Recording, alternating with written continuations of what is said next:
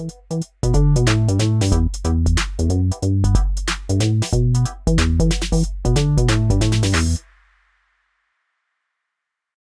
Thrivers, to this week's episode of Women Thriving in Business podcast. Today, we actually have a treat for you. I have not one, but two guests with me on this week's episode. And my guests today are Dr. Amy Beacom and Sue Campbell, and they are with the Center for Parental Leave Leadership. So welcome to the podcast, Amy and Sue. Thanks for having us, Nikki. Great. So I am going to start off with Amy, and then I'll circle around to Sue. That way we can control the chaos a little bit. But Amy, can you tell me about the Center for Parental Leadership and what actually prompted you to start the business? Sure. So we are the only full-service consultancy in the country to focus exclusively on parental leave. And we have been around since 2014, which seems like yesterday, but is like 8 years ago. It's too many years ago. And we do everything from audits of your parental leave culture and practices and data collection, to consulting around policy and practice, to coaching and for managers and training for managers and new parents, and assessment and screening. We bring a perinatal mental health lens to what we do as well. So we are the first to bring perinatal mental health screening into the workplace. What else? Sue, do you want to add anything there? That's CPLL. We go by CPLL for short because Center for Parental Leave Leadership is long. It's a mouthful, but you all do a lot. Yes, we do. And we've been lucky to. I've been focused on parental leave for 15 years since I had my first child, and I changed the focus of my doctoral work from women's leadership and coaching to create a new field, which at the time I was calling maternity coaching, and now we call parental leave coaching and consulting. And so I've been doing that for 15 years, and in this iteration for 8. And I love it. I get to help define the market and serve it. And it's just been really exciting. I love it. And we'll get Sue in here in just a second. But you alluded to getting started in this field when you had your first child. What led you to actually create a business around this versus creating either a nonprofit or really just staying focused on advocacy? It's a great question. I don't know if anyone's ever asked me that. Before I had gone back to grad school, I had helped start a coaching company, an executive coaching company. So we did a lot of leadership development offsites, and that company was bought by one of the big consulting companies in our country. And before I went back to school. So I had some experience in that already. And I've been an entrepreneur since I was born. And then when I had my son, I had just finished helping create the first coaching curriculum that they had at Columbia University, where I was doing my doctorate. And I was working as a consultant, an independent consultant in New York. And I was doing advocacy work just around women's leadership and women's economic advancement. But I felt very, very strongly that we needed more examples of businesses being led well, that were doing work that was mission-based, but also profitable and sustainable over time. And so I very consciously didn't create a nonprofit. I wanted it to be a for-profit that served and acted as a B Corp, that we would make enough money that I could then feed that back into our scholarships or our different pieces that help those who are less privileged around their work and around parental leave. So we have done that. And then for the first 6 years of CPLL, about 45% of our work was pro bono advocacy work. So we really have done a lot of that as well, just to ensure that that mission is met, of really making sure that everyone in this country, regardless of their role or their level of job, have a paid and supported parental leave process. And so I want to get you in here. How did you get involved with CPLL and why? Well, Amy and I met because our oldest kids were in the same class, and Amy found out I was a writer and was like, "Oh, I need you." Come. And Amy is also a fantastic writer, but she needed big volumes of content and she couldn't do it all on her own. So she took me out to coffee and laid this all out in front of me of what she was able to create with her dissertation. And this is right when she was starting the company. And what struck me the most and why I was like so eager to sign on was because she was not saying, this is a parent's problem to solve. You decided to have a kid, you deal with it. She was saying, this is a systemic problem. Our country is not at the point yet where we have a systemic government solution where we're providing paid leave. Our best chance to make this better for parents is at the employer level, because we spend so much of our time at work. If employers can understand the benefit to them, that this is actually an opportunity that's being overlooked. If we can nurture and support parents through this process, they just become these rock stars at the other side of it. If we can sell them on that message, train the managers on how to support the parents, this is just going to go so far into improving the parental leave culture in the country as a whole, if we can go through the employers. And I had an experience that really bore that out. Like, I saw my own skills grow exponentially after I had my first kid. And I saw that my organization, I was working for a city government at the time, did not know how to handle this in a meaningful, process-driven, supportive way. I was lucky to have a really great boss who was very empathetic and was looking out for me. But I was like gobsmacked that my organization didn't really have a plan for me, couldn't tell me like what to expect, apart from some, here's your short-term disability and here's exactly how much leave you get. And that was it. So as soon as she presented this to me, I'm like, yep, sign me up. How do I help? Let's do it. Thank goodness she did. So you all bring up a good point around this being a societal issue.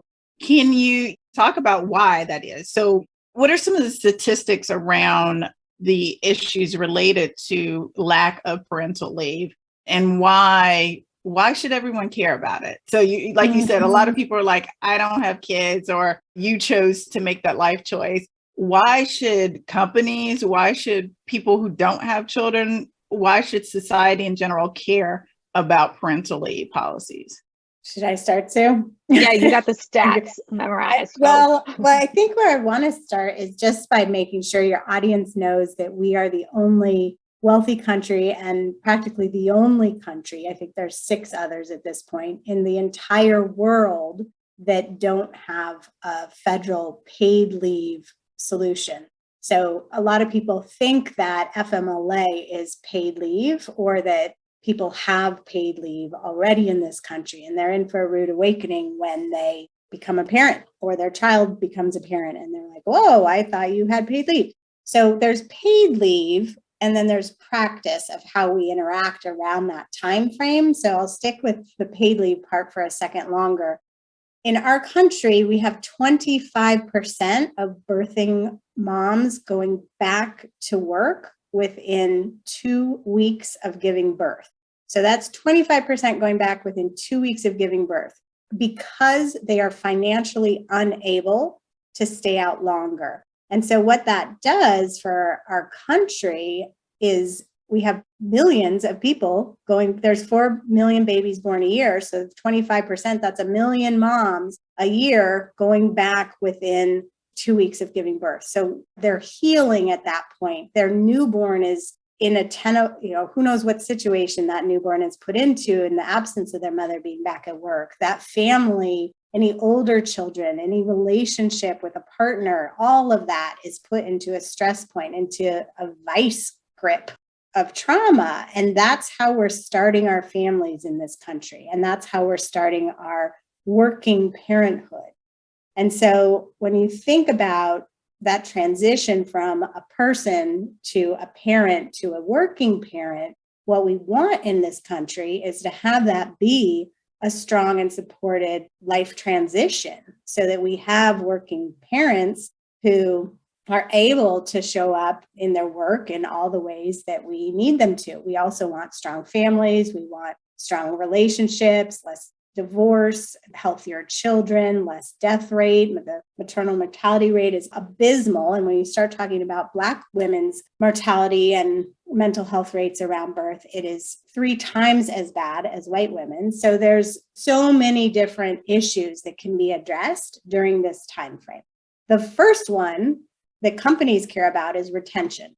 And retention, as many, many, many women fall out or are forced out of the workforce or the leadership pipeline around becoming a parent. So if we're able to change how we think about and interact with this parental leave time frame, we call it the parental leave transition. It's roughly a year to 2 years of time, that 9 months of baby and then a year postpartum. If that time frame is understood as a normal and linear moment in a career that the majority of people in this country experience at some point in their life, and we treat it that way for moms and dads, for all birthing parents, for all non-birthing parents, we can just change the way that all of this gets done. And then all of those things that you learn during that time, how to be a better manager, how to communicate better, how to be more efficient, how to, the list goes on, right? You learn things.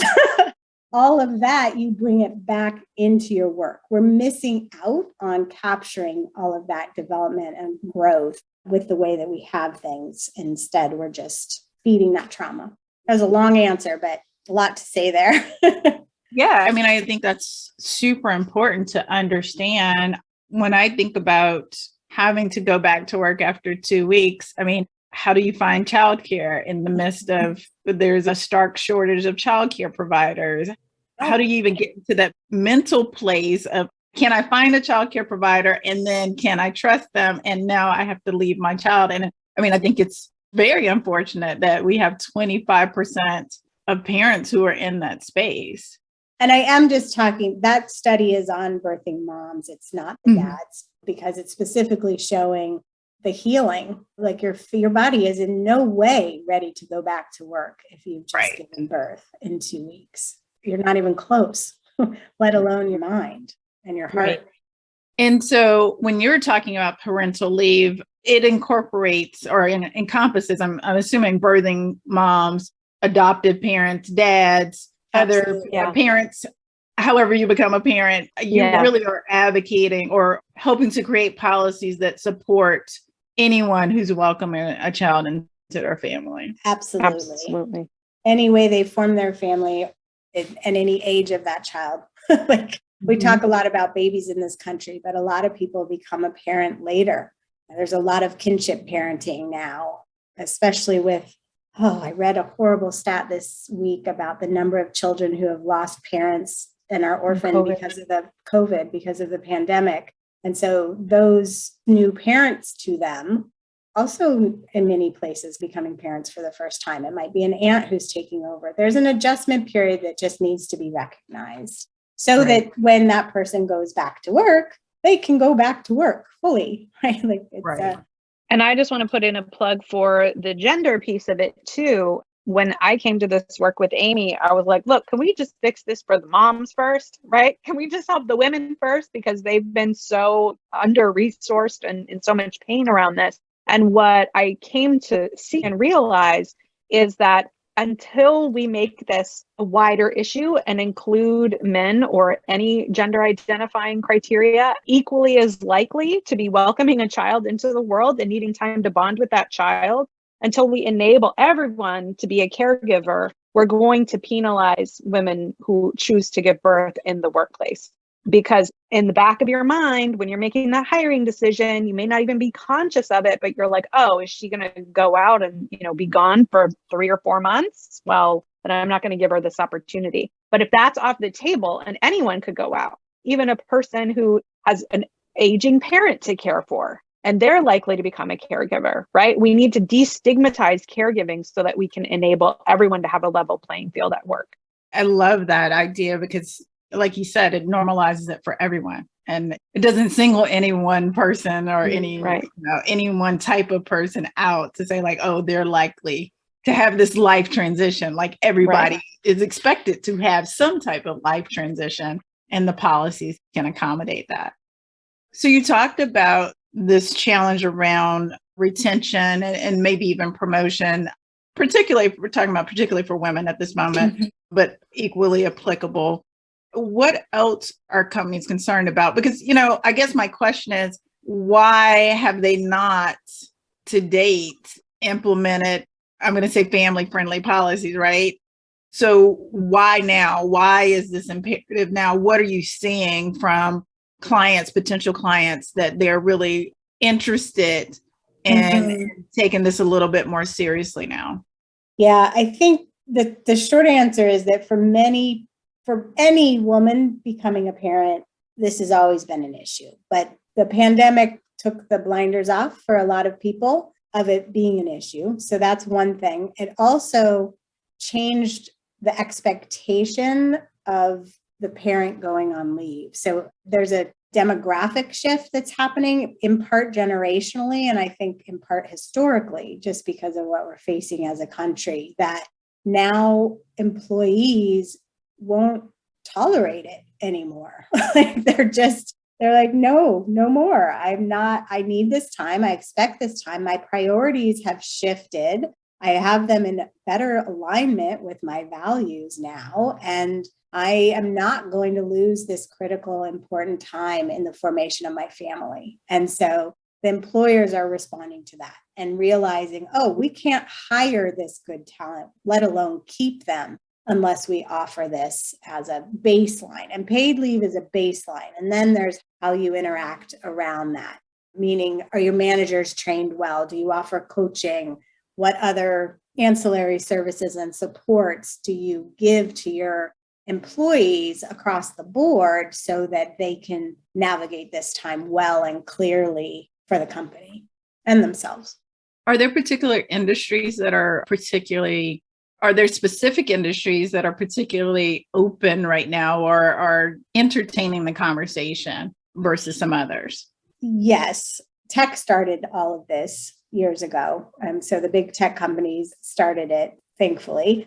It's still hard to go, if you think about more traditional jobs or industries, so oil and gas, engineering, construction, architecture, lawyers, lawyers moved a little quicker than some of those other ones, but there's still so much work to be done. But anywhere that have been historically male top heavy have been slower to come on board because they just haven't experienced it in the same way. That is shifting. Even 2 years ago, there were whole entire swaths of industry that weren't even talking about this. And now that's not the case. Everybody's talking about this. And if they don't have it, they're working actively to get it. I don't know if that helps. The other thing I would mention is it's also geographic. So different parts of the country interact around parental leave differently. The coasts, the cities are much more likely to have parental leave just be a normal thing of support, and where it's harder in the places that also have a more traditional mindset. I don't know if I'm using the right language around that, Sue. Do you see that? I haven't really talked about it that way before, but I know, like, for example, Texas, we have an oil and gas client that 4 years ago became the first to offer paternity leave. But until that point, there weren't any in the oil and gas industry that were offering any paternity leave. So they had maternity leave, but it wasn't something that was extended to the dad. So we see a lot of shifting in that way now, where there may have been a maternity leave policy, and now they're talking about it more as a parental leave policy, or they're adding a paternity leave policy that is more than 1 or 2 days. So that's been a relief, especially because with this generational shift we're seeing, there's so many dads who want and expect to be part of their families as equal caregivers. Hallelujah. Yes, yeah, exactly. So as you talked about some of the industries that have been more resistant, kind of the ones that are more male dominated, but when you think about, there's several industries that are more dominated by women, such as in the caring professions, healthcare, service industry. And with the pandemic, we've really seen this wide gap, right, between when you start talking about essential workers and frontline workers who are often often the lesser paid jobs, but yet their demands were quadrupled, I would say, exponentially increased during the pandemic. What are you seeing around those industries around this idea of parental leave? Yeah. What you're talking about is, I was saying geographic and those kinds of things, but it's also job level. So what kind of job it is. And it is still a predominantly white collar experience to have a supported or paid leave policy. That is why we spend so much time focusing on advocacy, because we will not get that to change until there is a federal or state level policy. And right now we have 11 states plus DC that have had paid leave or just passed it. So that's happening at the state level. We had, as part of the Build Back Better Act, there was a paid leave policy for the whole federal policy, a nationwide policy. That did not pass because Build Back Better did not pass. So there's renewed efforts to try and get that to happen, but we're not going to see that happening unless something unexpected occurs for a while. So that's changed the strategy back down to the state level. And so if you're talking about, let's say, it's probably not fair to use this as an example because I don't actually know their policy, but if you're talking about like a fast food chain that is in multiple states, even though that is a low wage job, they are more likely to have a paid leave policy because they are a national chain and even an international chain in some cases. Because we're the only country, a lot of pressure comes from external, comes from outside of the country. And then also when you go inside of the country, you have the different states. And if you're in those different states, you have to offer, you don't have to, but it is wise to offer this same benefit to everyone across the country if you're required to do it in some states.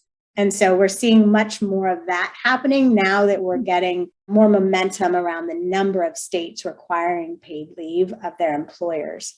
So yeah, there's the advocacy side, and then there's many, many root factors of what pushes this to happen and what pushes it to happen well.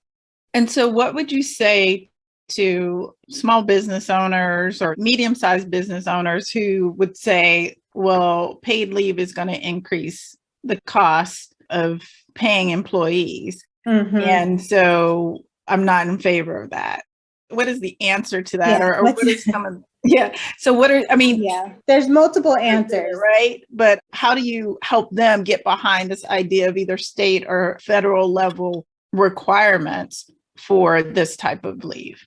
What people don't understand is that if they're a small business owner, it is usually much more expensive to not have a state policy. That state program decreases the cost on that employer. It takes it off of them. It makes them not responsible for it exclusively. And many of the states is the employer pays a small amount into an insurance fund and the employee pays a small amount into an insurance fund. So then that employee, when they go out on leave, is able to pull from that insurance fund to pay for that. So they're usually decreasing their costs with a state level program. At the federal level, same deal, even more so because it would be part of the taxes and not have a per employee input. So that's one thing. The other thing is they've already budgeted for this person's salary. It's not an added expense. They're just letting them go on leave and be supported during this time that will make them come back and be fully engaged and loyal to their employer. It's a way to build trust, to show you there's so many other reasons why this is a good thing. But just showing the numbers often helps shift people's thinking about that. There's a knee-jerk reaction with any employer, which I am an employer, to not have a mandate, not feel like you're being told you have to do something. But what happens if we don't have that in our country is people won't do it. And they won't understand that it doesn't have to be expensive and it doesn't have to be crazy. What is most difficult for employers isn't so much the cost as navigating the different laws and different rules because we don't all have the same one within the same states. So, Sue, do you want to add to that? If we look at a state like California, which has had a state level policy for a long time now, more than 10 years, more like 15 or maybe 12 now. Yeah, long time. And when they survey the employers are like, this has had no negative impact or even a positive impact on my business. Majority of business owners say it had no impact, no negative impact, or it's actually had a positive impact. It's one of those things where people will try to get everybody really amped up and nervous and scared about what's going to happen on the other side. And then when you get to the other side, you're like, actually, this is pretty great because I can keep this employee. They're not going to quit because they have a kid and they're still going to get paid. And I don't have to be the one to pay it. This is what's called a win-win. So I think it is just really diving into getting into the data and the details instead of that knee-jerk reaction where you're like, I can't make my business any more expensive or any more complicated. Which is valid, totally valid. Right. I mean, I think it's all the things, right? It's cheaper to keep an employee than to recruit a new one. And I think as business owners, it's easy to get caught up in this is an incremental cost versus thinking about if I have to replace this employee, like we're starting over. It's not only money, it's time, it's stress, it's all those things. And when we think about time, I think we've also shifted around time. Like 3 months is the blink of an eye. We can't even get on people's calendars in 3 months sometimes. So that also is important just to think about. It's really a short amount of time, that minimum of 3 months. Exactly. So Amy, I'd like to talk a little bit more about your business specifically. You said you've been in business since 2014. Yep. So as you think about your time in business, what have been some of the challenges that you face as you work to grow the business? I think I chose a tricky business that lives on the intersection of culture change and changing a world. It's a very future-oriented. I got into it a little too early. Let's just say that. I'm still convincing people of the merit, but whoever comes next in 3 years, 5 years, 2 years, and this year, they're not going to have that problem. So I'm in a little bit of a unique position, I think, with my company in that I was, like I said earlier, defining, creating the field while also servicing it. So there's been a lot of, it's harder to get clients because I have to find the ones that are already so progressive that they get it, those future thinking ones. In fact, I should mention, like when I started, there was no market here. And it was so difficult that I ended up having to go to Australia, where they were much further ahead than we were, and pilot all of our programs and our coaching and everything over there, where they had asked me to come and do it because they understood the need, because they'd had longer paid leaves for a long time. So we're getting there in this country, but we're not 100% there. So that's one difficulty, is just how do you get clients when there is not a budget line item. When I started, no companies had a budget line for parental leave, none. Like that was not a thing. And so it took years of talking about, you're going to need to create a budget for this. You're going to need a leave navigator. You're going to need to have funding within your company so that you can support this time and have it paid. So early on, the only budget that was in any companies around parental leave was around pay, around any kind of pay for leave. And that is not what I'm talking about here. We're talking about, how do you use parental leave as a culture change lever? How do you use it to support your employees? How do you use it for leadership development? And so just creating budgets to pay us to do that. That was tricky. What have been some other ones, Sue? Having employees, because I walk my talk and I believe in this, and Sue will have to speak to this in case I'm lying. I try to walk my talk. That means that whoever works with me has as much leave as they need, can come when they're able to come to work, that I'm supporting them more than they're supporting me. And that is not easy. It's critically important and value aligned for me, but it is not easy and has left me many, many times doing all the work, right?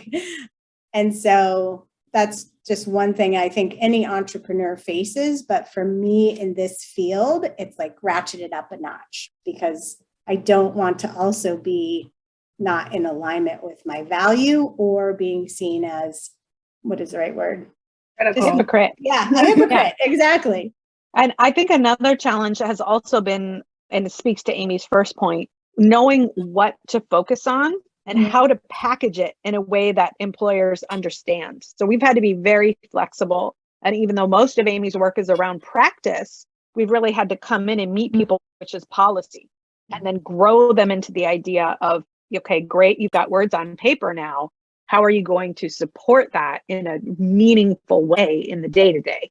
So packaging up those things and being able to pivot, talk policy 1 minute and then practice the next. And how do we put this package together for them to understand the value of it when no one's ever experienced it is really been a challenge that I think we're really getting there now. There's this momentum where people are starting to get it, and we're not having to do so much filling in the blanks for them. So true.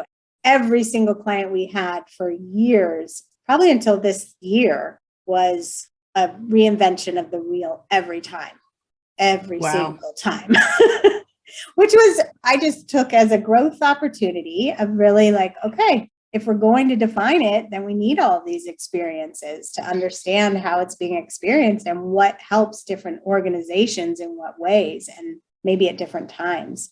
And so how do you, I imagine there's lots of people, lots of traditional HR consultancies and others who may claim that they can do what you do. I guess, how do you really help educate your partners who maybe already have a relationship, potential partners? Like someone is saying, come in and build my HR structure. How are you all able to create awareness around what you do and maybe how you can partner with them in order to build the best for their clients? Or is it more of you're going in there saying, we can do this part for you? Oh, I love that around question. parental leave. So how do you open up those doors, I guess? Sue, I see you wanting to. I just think a really big ace up our sleeve is that Amy has an evidence-based framework based on her doctoral dissertation. This is very academically rigorous, and it's been piloted and tested. And nobody else, to our knowledge, is doing that unless they're being trained by us as well. So that's a really big piece of the puzzle. Not that there aren't other people out there that can do good work. There are a lot of wonderful coaches out there, but we don't have to start from scratch. You don't have to reinvent it for every client. We maybe had to invent packages of how we were going to serve clients, but all of the pedagogy was already there. And the framework of what we really needed to do to support these parents and train their managers as to why is really, really solid. Yeah, I think it sounds egotistical, and I don't mean it to be, but I conceived of and developed the field. So that's a big selling point. And, we are training people to do that now within their own work because we need thousands of people doing this work in this country.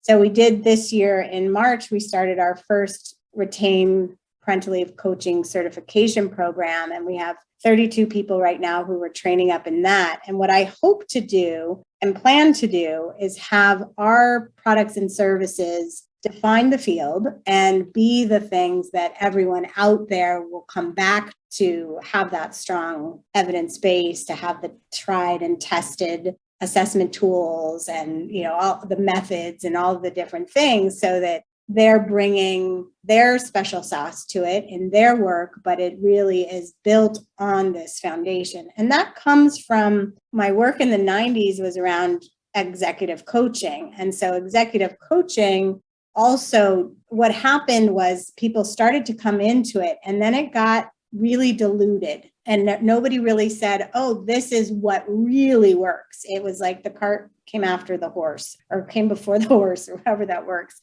And I came out of that experience watching billions of dollars be spent on horrible executive coaching that was just wasted. And I said, I'm going to start here with this foundation and really figure out what works and what needs to happen during this very precise and specific time in a person's professional and personal life and that life cycle. And we're going to nail it. And once we do, then we'll have that foundation the rest of it can grow from. And so for me, that's been my drive. It hasn't been, how do I get the best client? How do I make the most money? Up till about a year ago, it was, how do I make sure that this is exactly what this country needs, given our specific, unique set of circumstances in this country. And now that that's done, and we really know it works well, and it has all of the different parts that it needs, now I'm shifting my attention to how do we get it out there? How do we make enough money to keep it growing, to keep it going? All of those more business focused pieces of it. Where to now it was just like, this has to be really dang good, right? I love it. So what would you say is one of your biggest achievements within the business? I created my dream. I don't know how that's such a great question. I'm going to reflect on that tonight, but I had a vision when my son was born that we needed a new field in this country that supported working parents and in this most critical time. And I did it. I don't know. I love that. I mean, not right? many people can say they created their dream. So I love that. I did it because I've been surrounded with incredible people, like Sue is one. I mean, my team is incredible and just as committed to this as I am. But part of that was writing the book, getting Sue and I don't know if we even mentioned that, but Sue and I wrote a book during the pandemic. It's like a coach in your hand. And I think getting that out there is also something I'm really proud of. That's something I wanted for a long time and was able to do because I was able to do it with Sue.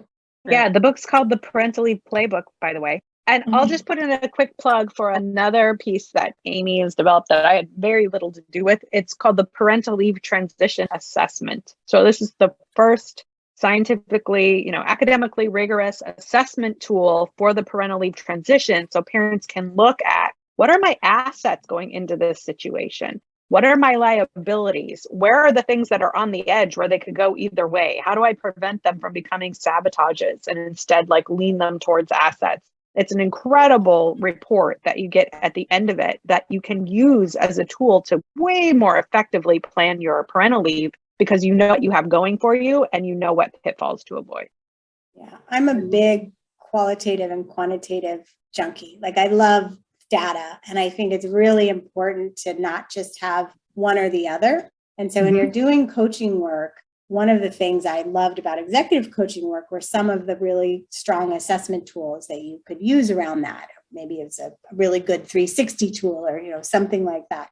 And I just was like, we need one for parental leave. We need one for, if I'm going to create a field of parental leave coaching, we need a really strong assessment tool. So I was lucky enough to get the blessing of the woman who created transition theory. Her name is Dr. Nancy Schlossberg, to build off of her ideas around transition theory into this, what I call the success system for transition success. And I worked with professors at Cal Poly and Portland State University and just really good org psych people to develop this. And it is just, thank you, Sue, for mentioning it. It is one of the things I am most proud of too, because it's awesome. And it makes the coaching work so much easier and fun. And I've had coaches say it saves them 6 to 8 sessions because you get so much rich information in this 22 or 24 page report that's personalized to that individual. The parent takes a long assessment, a survey, and then they get a report personalized to them. It's really, really incredibly helpful with advice and what do you do and, all this stuff that comes with it. And then we use that in the coaching work too. I love that. So tell me who the book is written for. Is the book written for organizations or is that for the individual parents? It's written for parents. This is to replace, if your organization does not offer anything like the services for the Center for Parental Leave Leadership, this is a way to get a coach in your hand because there's a lot you can do to lead your own leave. So we give you the tools to do that in the book. Our hope is that leaders and HR and managers will also read it. They get a window into that employee experience, as well as there's a whole bunch of learning in there for them too. Normally in our work, everything is new parent manager aligned. So for example, in the book, the first touch point is your announcement. And what we talk about there for the new parent is, how do you lead your leave through your announcement? What do you need to do? Who do you announce to? When do you do it? What do you need to say? What's your energy around that? All the different things that need to be considered around your announcement. But for the manager side, what we're teaching the manager is how do you respond to that announcement? What is your reaction? What do you need to do to prepare for when somebody comes to you? So you already have a script in your head. You've already thought through that, and you aren't in this moment of shock, only thinking like, oh my gosh, our project just got derailed. Whatever it might be, or oh crap, our whole company's going to fail because they're going to be gone. So we're each of these touch points, we're doing that new parent version and that manager version. I love this idea because I think it would be really relevant for manager training. I think it's really relevant to have this as a resource. If you're thinking about having a baby, right? Or you're thinking about adopting a child, expanding your family, just having this as a resource that is available, kind of the, what to expect when you're expecting, but what to expect. When exactly what it is. Leave. And so I think this is a really valuable resource for managers as well as for individuals who are thinking about how do they do this in a way that creates that supportive and welcoming environment for the child they're welcoming into their family, while also helping them maintain their career if that's what they choose to do. So I love both of those. Can you all share how folks can get in contact with you if they are interested in learning more or in buying the book? Absolutely. So we're online at cplleadership.com. And if you want specific book info, you can do a /book on there. If you have any inquiries for us, you can just email us. Just do info@cplleadership.com. And we love to hear from people. We really like to keep our ear to the ground and see what people need. And I would add that the book is anywhere books are sold. You don't have to get it through our website. Anywhere books are sold. And we would love for you to review it if you do read it. And when you buy the book, you also get a link to a bunch of free online resources that they wouldn't let us put in the book because it would have gotten too long. And they're more useful when you download them anyway. So when you buy the book, you can get a link to access checklists and reflection workbooks and an action planning tool and a lot of stuff that you didn't even know you needed, but you'll be so happy to have. Great. I love that. And all that information will be in the show notes. Before I let you go, I have 2 questions I ask every guest. So both of you all get to answer these 2 questions. So first of all, and we'll go Sue and then Amy, what are 1 or 2 songs on your power playlist and why? Oh, both songs are by Lizzo. Okay. Just almost any Lizzo song is on my power playlist. There, that's it. Just Lizzo, her whole entire discography. Okay. Yep. And Amy, what are 1 or 2 songs in your power playlist? You know what is so pathetic? I don't even have time to listen to music anymore. I am just, I'm so sad. I have been more, I need a power playlist. Why don't I have a power playlist? I'll make you the only one that I really have been loving with my daughter is just Taylor Swift. We've just really been rocking out to Beyonce and Taylor Swift. Those are our 2. But I don't know. That's our 2 right now. And Sue's going to make me a power playlist, I just heard. Thanks, Sue. Yay. See, good things come out of this podcast. It's That's great things. So I know we're running out of time, but I just have to say how inspiring this is, because for Christmas, I said to my husband, all I want is music in my life again. And I never get to listen to music. And he gave me what are they called? There's like a speaker that you can move around and talk to and tell you to play things. See, listen how old I am. This is how I work. A smart speaker, Amy. A smart speaker. It's brilliant.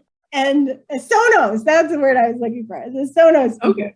But I've had it since December and haven't set it up. So Sue, your power playlist is going to help me do that. Okay. Now this one should be easier. What is 1 book that you would say has helped you thrive in business? And I'll start with Amy and then Sue. Oh gosh, this is a very old book. One of my mentors, his name is David Dotlick, wrote a book called Action Learning back in the mid-90s. And he now has like 12 books, but this book was his first book and I got to help him write it. I was like his helper, I wasn't writing this book by any stretch, but what it did for me was see how a business owner could write a book and how that was possible to combine your book writing with your work. And so for me, even though it wasn't the topic, it was but the act of being part of the writing of that book, it was incredibly powerful and influential in me building my company. And this is Sue, and I am a nonfiction self-help business book junkie. So it's actually really hard for me to do just one. But the one that I'll mention that has made the most difference is not specifically a business book, but it's a book by Martha Beck called Steering by Starlight. And it's making sure that you are setting yourself on a path that is aligned with your essential self, not with what culture tells you to be. And I'm an entrepreneur as well. Amy and I work together, but I have my own business as well. And that book I go back to at least once a year and reread it because it just really helps you stay attuned to yourself and what you really want. I love that. I love that. It's such a good one. Well, Amy and Sue, thank you so much. This has been great. Nikki, you have to tell us what your book is. Oh my goodness, I have so many books, but the book I give to everyone is You Are Badass. I gave that to my son. I buy that book for everyone and I give it to everyone. So that is probably my top one right now. But I am always reading a book. So I have multiple ones on deck. And right now I'm also reading Bring Yourself, which is a book about negotiation. It's about connection, using your humanity to connect in the negotiation space. So that is the one I'm reading right now. And what else? I just finished reading Grit. So I'm always reading like 3 or 4 books at the same time. That's great. Me too. Same. All right. So nice to talk to you, Nikki. Thank you so much. It was great talking to both of you all. This has been delightful. And I look forward to seeing all the great things that come in the future. Yes. Thanks so much, Nikki. All right. Bye. Take care.